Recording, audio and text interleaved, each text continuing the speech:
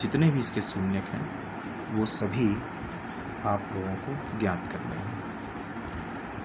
तो बच्चों इस बहुपद को देखते हैं। इस बहुपद की घातांक कितनी है बच्चों? डिग्री, जिसको हम क्या कहते हैं? डिग्री। तो इसकी जो डिग्री है, घातांक जो है बच्चों, वो घातांक क्या है? 4। तो इसके कितने शून्यक हो सकते हैं?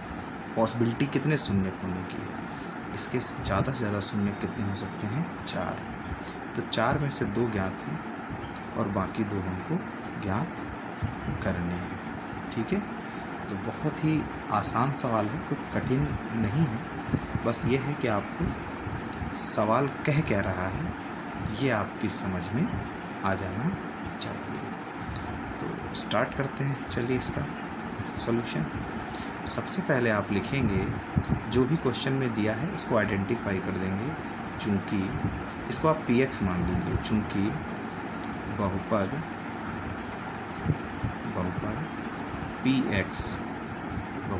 px बराबर 3x की घात 4 प्लस 6x की घात 3 minus 2x square minus 10x minus 5, ठीक, के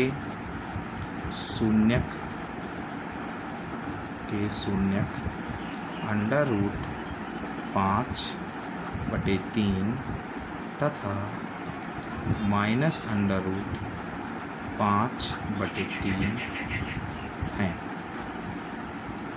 ठीक है बच्चों? ठीक बच्चों, एक बात यहाँ पर बहुत ही ध्यान देने वाली बात है। अगर किसी भी द्विघात बहुपद के, जैसे उदाहरण के तौर पर मैं एक द्विघात बहुपद ले लूँ, इसको यहाँ ऐसे समझते हैं। अगर मैं एक द्विघात बहुपद ले लेता हूँ, जैसे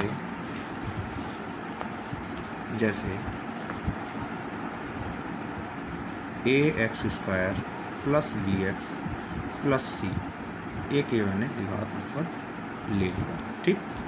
और इसके शून्यक क्या माने? भाई a b c अननोन है, तो इसके शून्य कुछ हो सकते हैं।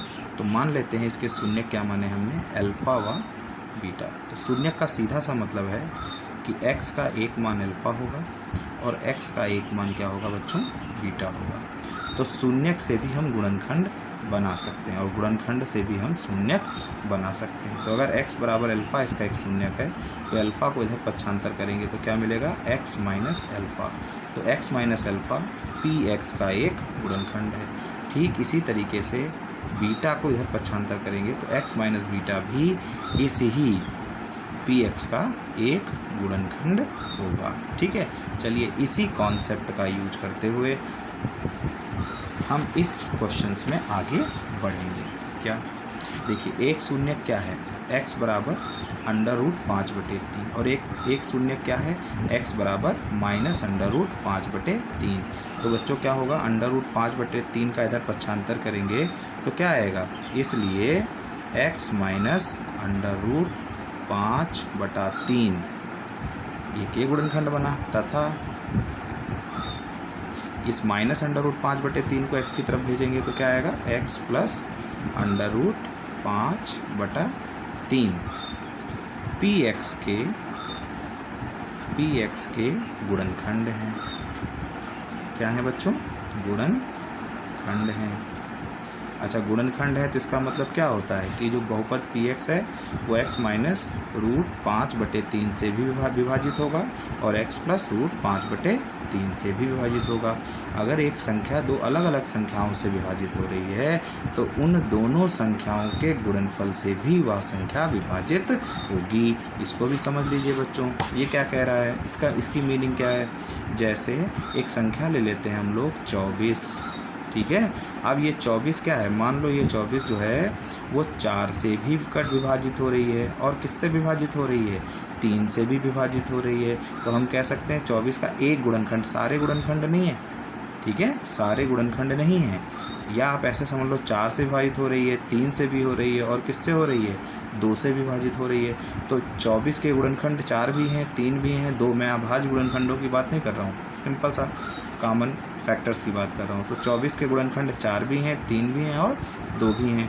तो ये अलग अलग क्या करेंगे, 24 को विभाजित कर देंगे। लेकिन क्या इनका गुणनफल भी 24 को विभाजित करेगा? बिल्कुल करेगा। कोई संख्या अपने गुणनखंडों से विभाजित होती है अलग अलग, और गुणनखंडों के गुणनफल से भी विभाजित होती है। अगर हम 4 तिहाई 12 से 24 को विभाजित करें, 12 से 24 को विभाजित करें तो हो जाएगा 12 दूना 24, 2 आएगा भागफल में।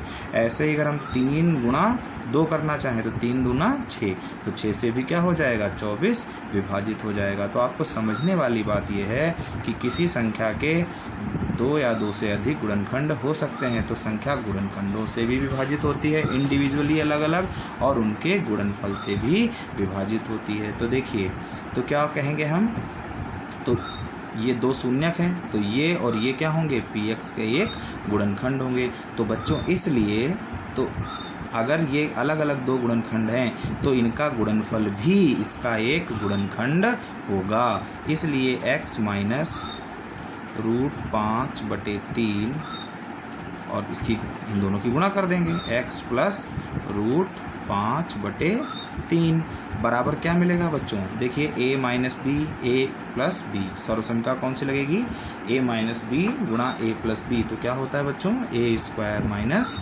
B square. तो x स्क्वायर माइनस, बच्चों आप पहले से परिचित हैं, रूट का स्क्वायर करेंगे तो रूट एलिमिनेट हो जाएगा। कैसे एलिमिनेट होता है, इसको आपको भली भांति बताया गया होगा पिछले क्लास में। तो यहाँ कितना आएगा बच्चों, 5/3, ठीक है। तो देखिए, अगर px के दोनों गुणनखंड है तो इनका जो गुणनफल होगा वो भी क्या होगा, px का एक गुणनखंड होगा। तो वही लिख रहे हैं हम लोग, इसलिए ये गुणा ये बराबर x स्क्वायर माइनस 5/3 भी px का एक गुणनखंड है, एक गुणनखंड है, ठीक है बच्चों। अच्छा, अब बच्चों px का एक गुणनखंड है, तो अगर हमें दूसरा गुणनखंड निकालना है तो हम क्या करते हैं बच्चों, तो देखिए दूसरा अगर बच्चों हमको गुणनखंड निकालना है तो यहाँ हम लोग इस चीज़ को समझते हैं। जैसे 12 के हमने कह दिए 2 गुणनखंड हैं, एक गुणनखंड 4 है, दूसरा गुणनखंड हमको नहीं पता है, तो हम क्या करते थे, 4 से 12 को भाग दे देंगे, तो कितना आएगा, 3। तो x बराबर क्या हो गया, 3। तो दूसरा गुणनखंड हमको ज्ञात हो गया। यानी किसी संख्या के 2 गुणनखंड हैं, एक ज्ञात है और एक अज्ञात है, तो हम क्या करते थे, ज्ञात वाले गुणनखंड से संख्या को भाग दे देते थे, तो जो संख्या आती थी वो उसका अज्ञात गुणनखंड हो जाता था। तो कुछ ऐसा ही यहाँ पर भी है, एक ये गुणनखंड ज्ञात है, हमें दूसरा निकालना है, तो हम क्या करेंगे, px को इस गुणनखंड से भाग दे देंगे, तो क्या होगा, यहाँ लिखेंगे दूसरा गुणनखंड। तो दूसरा गुणनखंड क्या हो जाएगा बच्चों, px को हम क्या करेंगे, भाग दे देंगे किससे, x स्क्वायर माइनस 5/3 से।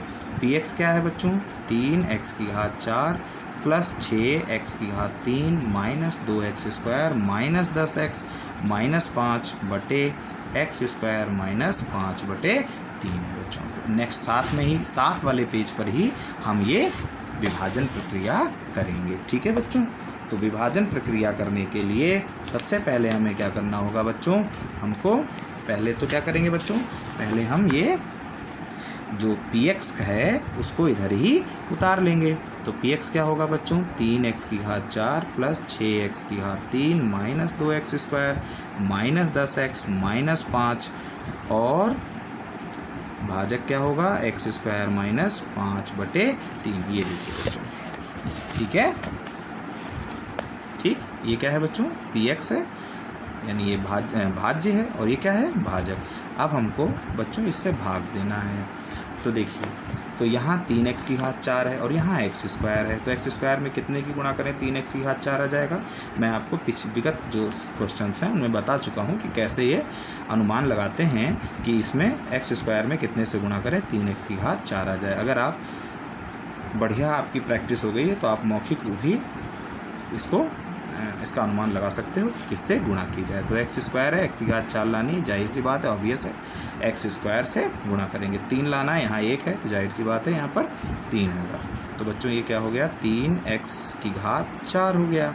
अब 3x² की 5/3 में गुणा होगी बच्चों, तो प्लस माइनस क्या होगा, माइनस। और ध्यान देखिए इसमें कोई चरराशि नहीं है, तो जो पद मिलेगा वो हमको x² का मिलेगा, यानी टर्म x² का होगा। जाहिर सी बात है यहाँ क्यूब के नीचे रखने का कोई फ़ायदा नहीं, क्योंकि हमें फिर तिरछा इसको कैलकुलेट करना पड़ेगा। कैलकुलेशन तब भी हो जाएगी, ऐसा कोई ज़रूरी नहीं होता, लेकिन थोड़ा सा मानक रूप में चले तो बेहतर रहती है, चीज़ें गलती होने की संभावना कम होती है।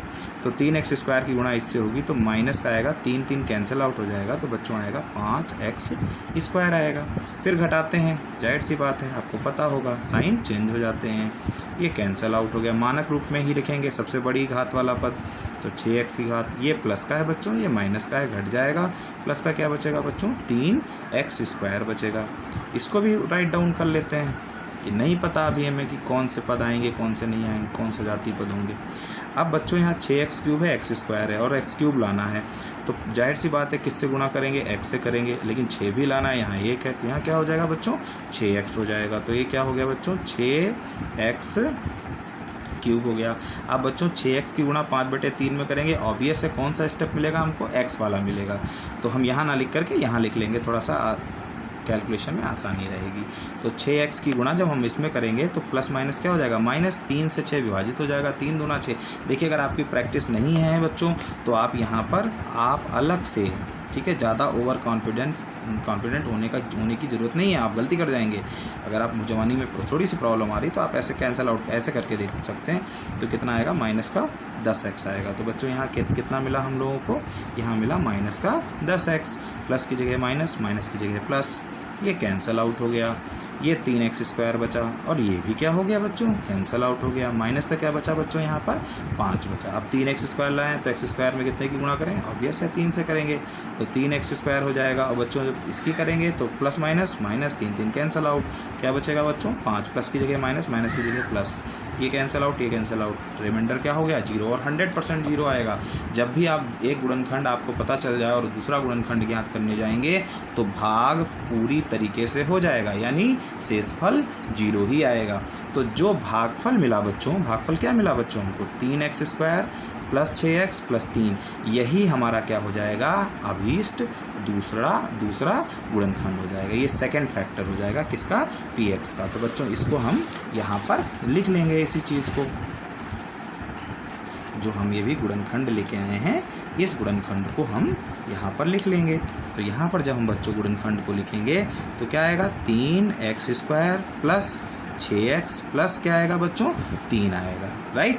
देखो बच्चों इसमें 3 कॉमन हो रहा है, तो हम 3 क्या ले लेंगे, कॉमन ले लेंगे। तो क्या बचेगा यहाँ बच्चों, x², यहाँ क्या बचेगा 2x, और यहाँ क्या बचेगा 1। अब आपके पास 2 तरीके हैं, या तो मध्य पद तोड़ दीजिए, और या देखिए इसमें a + b का होल स्क्वायर हो रहा है, या a + b के होल स्क्वायर से होल स्क्वायर कर दीजिए, ठीक है, दोनों तरीके। तो फिर क्या हो जाएगा, x + 1 का होल स्क्वायर। तो बच्चों ये हो जाएगा x + 1 और x + 1, ठीक है, प्लस 1 को हम 0 के बराबर रखें, क्या मिलेगा, x बराबर -1। और दूसरे भी x + 1 को देखिए, यहाँ पर दूसरे भी बच्चों x + 1 को अगर हम यहाँ रखते हैं तो भी हमको क्या मिलेगा, -1 मिलेगा। यानी इसके जो 2 अन्य शून्यक हैं वो क्या हो जाएंगे बच्चों, -1, -1। ये बात समझ में आ रही है। देखिए 2 गुणनखंड आ रहे हैं यहाँ पर अन्य, x + 1 दोनों समान हैं, तो कोई बात नहीं, तो दोनों समान है तो जो अन्य 2 शून्यक आएंगे वो भी क्या हो जाएंगे बच्चों, समान हो जाएंगे, ठीक है। तो -1 इस किसके होंगे अन्य शून्यक, px के। px क्या था, 3x⁴ plus 6x³ minus 2x² minus 10x minus 5, ठीक है। इस बहुपद के अन्य 2 शून्यक इनको छोड़ दें, अगर √5/3 और -√5/3 को अगर छोड़ दिया जाए तो इसके 2 अन्य शून्यक कौन से होंगे, -1, -1। ये बात समझ में आ गई। जब भी आप फैक्टर में तोड़ लेंगे, फैक्टर में तोड़ने के बाद हर फैक्टर को किसके बराबर रखेंगे, 0 के बराबर रखेंगे। ऐसा करने से जो भी x के मान आते हैं वो उस अभीष्ट द्विघात बहुपद के शून्यक कहलाते हैं। तो आप लास्ट में यहाँ इसका कंक्लूजन लिख देंगे। इसलिए बच्चों ये जो हमने डिवीज़न किया था यहाँ नीचे लिख दे रहे हैं, इसलिए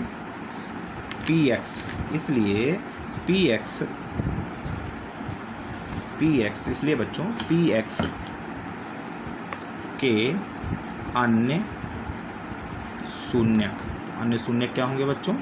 पी एक्स के अन्य शून्यक। तो अन्य शून्यक हो जाएंगे बच्चों -1 व -1 होंगे। ज़्यादा बेटर हो तो आप ऐसे भी लिख सकते हो इसको।